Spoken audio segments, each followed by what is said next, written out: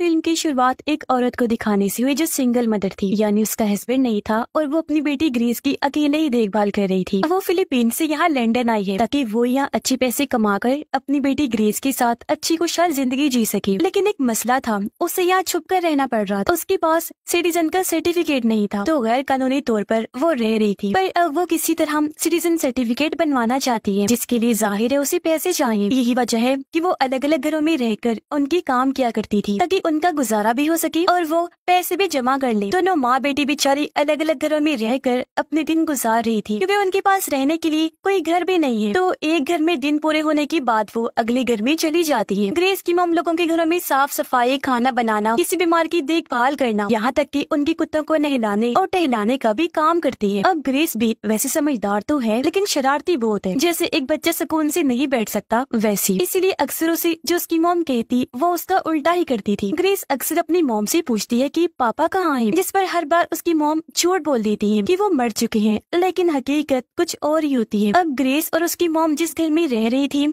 वहाँ दिन पूरे करने के बाद इन्हें अगले घर जाना था, जिसका मालिक कभी घर आता ही नहीं, इसीलिए इन्हें कहीं और जाना पड़ना था। अब ग्रेस की मॉम के पास उसके एक दोस्त की कॉल आई, जो उसे कहता है कि कल मैं मसरूफ हूँ, तो तुम मेरी जगह मेरे एक क्लाइंट के घर जा सकती हो उसे चेक करने कि उसकी तबीयत कैसी है, वो ठीक है, क्योंकि मेरे जिम्मे ये काम लगाया गया है। अब ऐसे कैसे वो अनजान घर में चली जाती, इसीलिए मना कर देती है। पर उसका दोस्त कहता है कि तुम्हें कुछ नहीं करना, बस वहाँ जाकर मेरे क्लाइंट को चेक करके आना है, जो बूढ़े इंसान है और अक्सर बीमार रहते हैं, जिसके लिए अब वो मान गई। इसीलिए अगले ही दिन ग्रेस की मॉम शहर से काफी दूर उस घर में आ जाती है, जहाँ उस बूढ़े आदमी को चेक करना था। घर बहुत ही बड़ा शानदार था, लेकिन यहाँ पर कोई भी नहीं होता। कई बार वो बूढ़े आदमी को आवाज लगाकर आगे बढ़ी, लेकिन कोई जवाब आता ही नहीं। वो फिर सीधा पहुंची बूढ़े आदमी के कमरे में, जो बेसुध बिस्तर पर लेटा हुआ था, क्योंकि वो कोमा में था। उसे इस हालत में देखकर ग्रेस की मॉम को बुरा लगा, इसीलिए वो उनके लिए दुआ करने लगती है। लेकिन तभी बूढ़ा आदमी उसका हाथ पकड़ लेता है। वो घबरा गई, अपना हाथ छुड़वाकर किसी तरह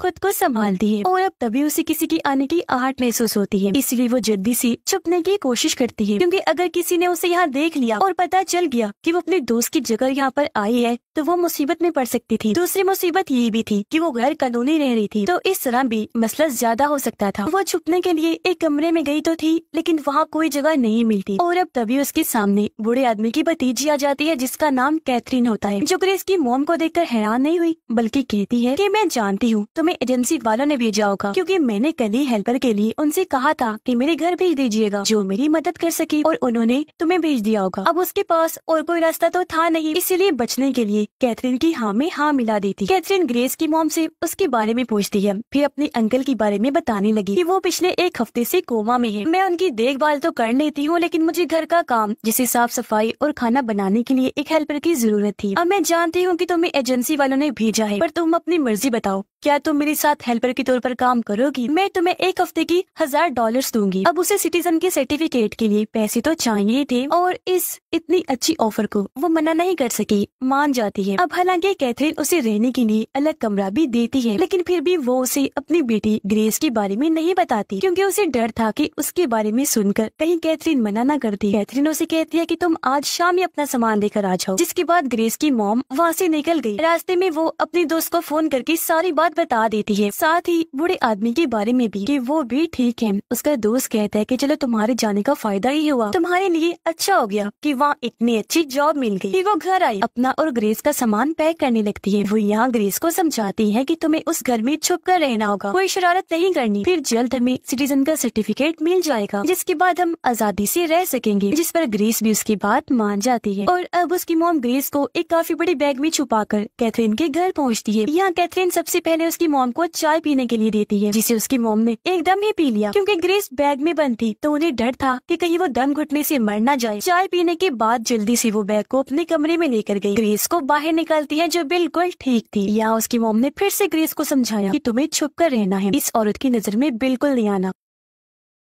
अब तब यहाँ कैथरीन जल्दी से आ गई, जिसे देखकर ग्रेस फौरन बैग में जाकर छुप जाती है। दरअसल कैथरीन को ग्रेस की मॉम को देखते ही पता लग गया था कि वो फिलीपीन की रहने वाली है, इसलिए कैथरीन उसे कहती है कि ऐसा करो, आज तुम आराम करो, काम कल से शुरू करना। जिसके बाद वो यहाँ से चली गई। उसके जाने के बाद ग्रेस की मोम उसे कमरे में बनी एक अलमारी दिखाकर बताती है कि जब कैथरीन घर होगी तो तुम्हें इसके अंदर रहना होगा, ताकि अगर वो अचानक से आ भी जाए तो तुम्हें देख न सके। मेरी बेटी, फिक्र न करो, हमें यहाँ 6 हफ्तों से ज्यादा नहीं रहना पड़ेगा। और अब अगले ही दिन कैथरीन उसकी मोम को पूरा घर दिखाने के साथ साथ काम भी बताती है जो उसने करनी थी। उसने ये भी कहा कि हाँ अंकल की फिक्र ना करना, उन्हें दवाई मैंने दे दी है, कुछ देर के लिए मैं जरूरी काम के सिलसिले में घर से बाहर जा रही हूँ। इतना कहकर वो निकल गई। जी हाँ, ग्रेस की मोम अपने काम पर लग जाती है। वो पूरे घर की बहुत अच्छे से साफ सफाई कर देती है। इसी बीच जमीन पर पड़ा उसे एक खत मिला। उठाकर उसकी मोम पढ़ने ही वाली थी कि तभी ग्रेस एकदम से आकर अपनी मोम को डरा देती है, जिसके बाद दोनों बातें करने लगी। लेकिन तभी यहाँ पर कैथरीन वापिस आ जाती है, जिसे देखकर ग्रेस जल्दी से छुपने की कोशिश करती है। अब कैथरीन घर को चमकता हुआ देखकर काफी खुश हो गई। तब ग्रेस की मोम उसे अपनी बातों में उलझाने लगी ताकि ग्रेस जल्दी से जाकर छुप जाए। और अब बड़ी मुश्किल से बचते बचाते ग्रेस एक जगह पर छुप गई। लेकिन वो रुकने वाली कहाँ थी, सीधा बूढ़े आदमी के कमरे में पहुँच गई। बेड पर चढ़ के आदमी के पास जाने लगी। इतनी ही देर में उसकी मोम यहाँ आ जाती है। ग्रेस को कहने लगी कि तुम बाहर आई क्यों थी, मैंने तुम्हें अंदर रहने का कहा था ना। तभी बाहर से कैथरीन ग्रेस की मोम को आवाज लगाती है, इसलिए वो ग्रेस को बेड के नीचे ही छुपाकर बाहर चली गई कैथरीन की बात सुनने के लिए। पर अभी भी मुसीबत टली नहीं थी, क्योंकि तभी कैथरीन अपने अंकल के कमरे में गई उन्हें दोपहर की दवाई खिलाने के लिए। जहाँ ग्रेस भी बेड के नीचे ही छुपी हुई थी। और अब एक गोली नीचे गिर गई, जिसे ग्रेस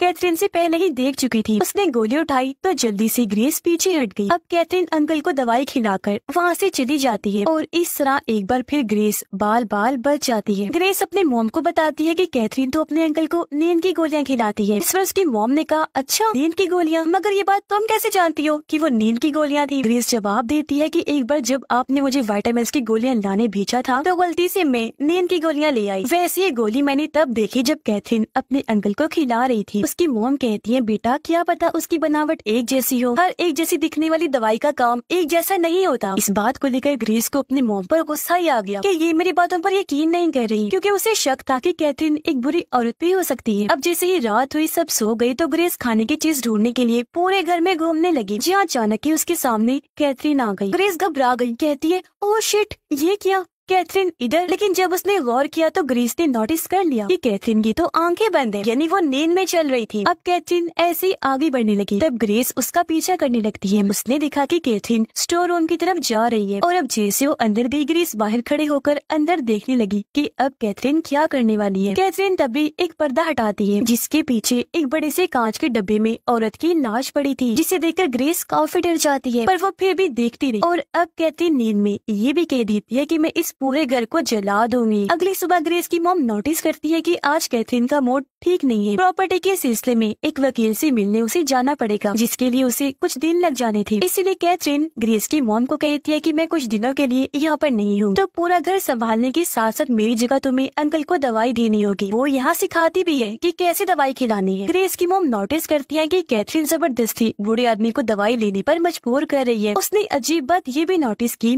कि जब तक अंकल दवा को निगल ना ले, उनके मुंह पर हाथ रख के मुंह बंद रखना होगा, जो बात भी उसे कैथरीन ने ही सिखाई थी। जाहिर है ये चीज ग्रेस की मॉम को पसंद नहीं आती। फिर अब जाने से पहले कैथरीन कुछ पैसे उसे देकर यहाँ से निकल जाती है। ग्रेस की मॉम देखती है कि ग्रेस ठीक कह रही थी, यानी कैथरीन अपने अंकल को नींद की ये गोलियां खिला रही थी। ग्रेस अपनी मॉम को वो सब बताने की कोशिश करती है जो कल रात उसने देखा था, लेकिन उसकी मॉम काम में मसरूफ होने की वजह से उसकी बात नहीं सुनती। उन्हें फिर कुछ याद आ गया। वो ग्रेस को कहती है कि आराम से रहना, जो कहकर वो यहाँ से बाहर चली गई। दरअसल वो पहले एक नर्स हुआ करती थी और उसने एक केयर टेकर के तौर पर एक घर में जॉब भी की थी, यानी वो वहाँ एक मरीज की देखभाल का काम करती, जहाँ उसे कुछ दवाइयाँ और उनकी असर कि किस दवाई को लेने से क्या होता है ये पता चला था, क्योंकि वहाँ भी वो एक बूढ़े आदमी की देखभाल कर रही थी। और क्योंकि दिल की वो बहुत अच्छी है तो अपने इलाज से इस बूढ़े आदमी को भी ठीक करना चाहती। घर वापस आने के बाद वो बूढ़े आदमी के लिए दवाई बनाने लगती है। उसने बूढ़े आदमी की सारी दवाइयाँ ही बदल दी थी और अब वो ग्रेस की मॉम की देखभाल करने की वजह से बिल्कुल ठीक हो जाता है। उठते ही वो कहते हैं, मेरे केयर टेकर कहाँ हो आप? उसका नाम भी लेता है, पर उसने सामने ग्रेस की मॉम को पाया, जो कहती है कि वो मुझे आपकी भतीजी ने ही काम पर रखा है। बूढ़ा आदमी कहता है, लेकिन मेरी तो कोई भतीजी है ही नहीं। ये सुनकर ग्रेस की मॉम को लगा कि बूढ़ा आदमी क्योंकि अभी होश में आया है इसलिए ऐसा बोल रहा होगा, और क्योंकि अभी कैथरीन घर पर नहीं थी इसलिए वो ही उसका ख्याल रखने लगती है, जहाँ बूढ़े आदमी की ग्रेस से भी अच्छी दोस्ती हो जाती है। अब एक दिन बूढ़ा आदमी ग्रेस की मॉम से उसके बारे में पूछता है, तब उसने बता दिया कि मैं फिलीपीन की रहने वाली हूँ। ये सुनकर बूढ़े आदमी को हैरत नहीं हुई, बल्कि उसने बताया कि मेरी केयर टेकर भी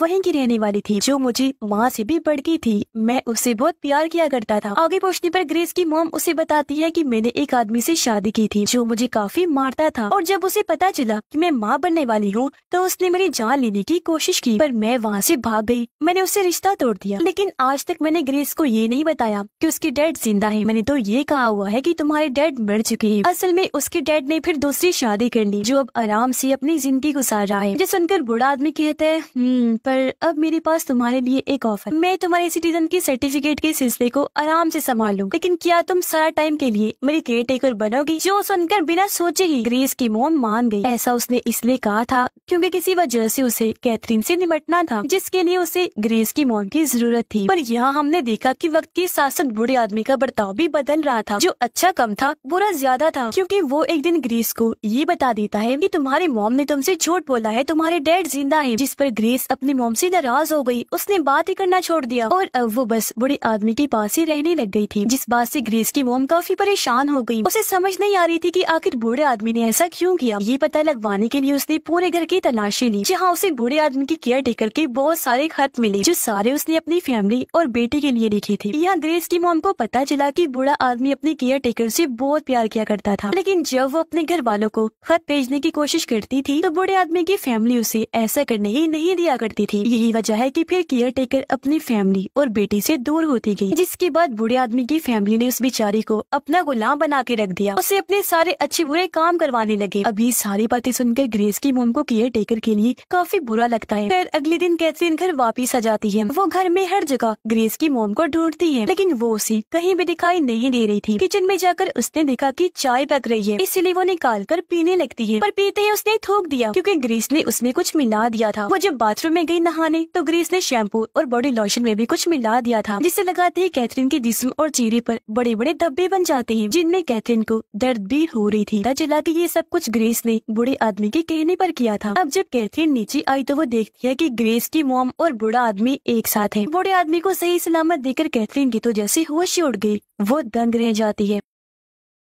अब जब ग्रेस की मॉम यहाँ से गई तो कैथरीन और बूढ़े आदमी के बीच बातें होने लगती हैं। कैथरीन बूढ़े आदमी को कहती है कि अब मैं तुम्हें इस घर से धक्के मारकर बाहर निकाल दूंगी। मैंने कुछ लोगों को पैसे खिलाकर तुम्हारा सब कुछ अपने नाम पर करवा लिया है, जो पहले ही मेरा था, लेकिन तुमने वो चालाकी से वो पेपर्स मुझसे साइन करवाए, मेरा सब कुछ अपने नाम कर लिया। फिर मेरे डैड को भी मार दिया, जिसके बाद मॉम को इलाज के लिए पागल खाने भेज दिया, जहाँ उन्होंने अपनी जान दे दी। तुम हालांकि मेरी अंकल थी, पर मेरे साथ इतना बुरा किया तुमने। ये सुनकर बूढ़ा आदमी हंसते हुए जवाब देता है कि देखो, तुम मुझे कोमा में भेजकर नींद की दवाई खिला रही थी ताकि मैं धीरे धीरे करके मर जाऊं, पर देख आज मैं तेरे सामने हूँ, वो भी सही सलामत। और रही बात तुम्हारी जायदाद की, वो तो मेरे नाम ही है, तो भला फिर तुम मुझे कैसे धक्के मार कर निकाल सकती हो? और अब तुम्हारी बात कर लेते हैं। देखो, क्योंकि तुम मेरी भतीजी हो तो मैं तुम्हें घर से नहीं निकालूंगा, तुम चाहो तो यहाँ रह सकती हो। जो सुनकर कैथरीन हैरान रह गई, क्योंकि वो उससे अपनी जायदाद वापस लेना चाहती थी, लेकिन अब उसके पास कोई रास्ता नहीं था, इसीलिए वो खामोश रही, कोई जवाब नहीं देती। लेकिन रात के वक्त वो ग्रेस की मॉम को कहती है कि वो बूढ़ा आदमी तुम्हें हमेशा के लिए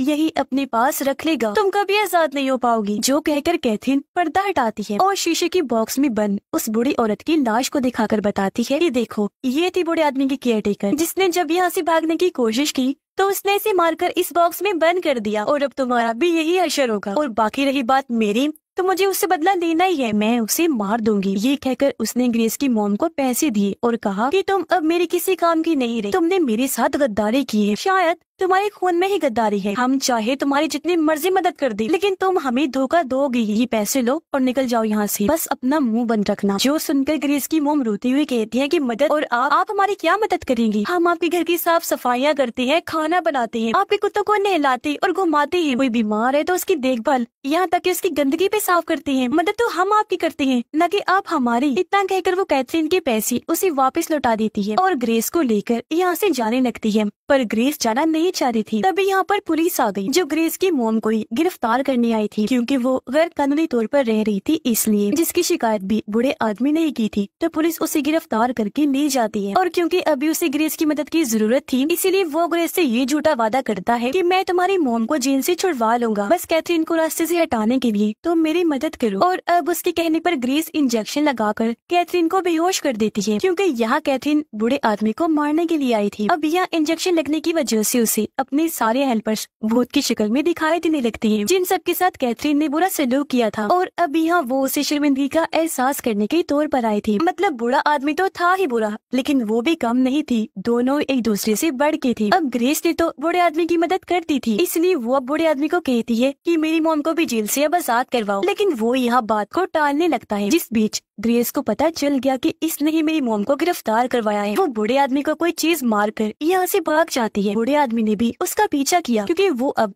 ग्रेस को खत्म करना चाहता है। वजह यह है कि उसे लोगों को गुलाम बनाकर रखना बहुत पसंद था। पर यहाँ ग्रेस भी काफी चालाकी से स्टोर रूम में आग लगाकर केयरटेकर की लाश वाला बॉक्स बूढ़े आदमी के ऊपर गिरा देती है, जो उसके पैर पर गिरा, इसलिए वो अब हिल नहीं सकता था। और अब तभी यहाँ आकर कैथरीन ग्रेस की मदद करती है, क्योंकि उसे अपनी गलती का एहसास हो गया था। पूरे घर को आग लग चुकी थी। कैथरीन ग्रेस को लेकर घर से बाहर आ गई, और ये दोनों बूढ़े आदमी समेत पूरे घर को जलता हुआ देखने लगते हैं। जिसके बाद कैथरीन जेल आई ग्रेस की मॉम को छुड़वाने के लिए। उसके लिए एक वकील रखती है, जो उसे बेगुनाह साबित कर देता है। जिसके बाद ग्रेस की मॉम को भी यहाँ के सिटीजन का सर्टिफिकेट मिल चुका था, जो पाकर वो बहुत खुश हो जाती है। तो अब उन्हें कोई डर नहीं था, वो यहाँ आजादी से रह सकती थी। अब कैथरीन ने अपनी माजी में हेल्पर्स के साथ जो बुरा सलूक किया, वो इसलिए था क्योंकि वो भी बूढ़े आदमी की तरह हेल्पर्स को इंसान नहीं समझती थी। पर अब वो सुधर गई थी, उसे अपनी गलती का एहसास हो गया था। अब ग्रेस की मॉम उसे लेकर शहर घुमाने के लिए निकल गई, क्योंकि अब उसके अंदर यहाँ के सिटीजन होने का कॉन्फिडेंस आ गया था, जिसकी हमेशा उसे जरूरत थी। इसी के साथ इस फिल्म की कहानी भी यहीं पर खत्म हो जाती।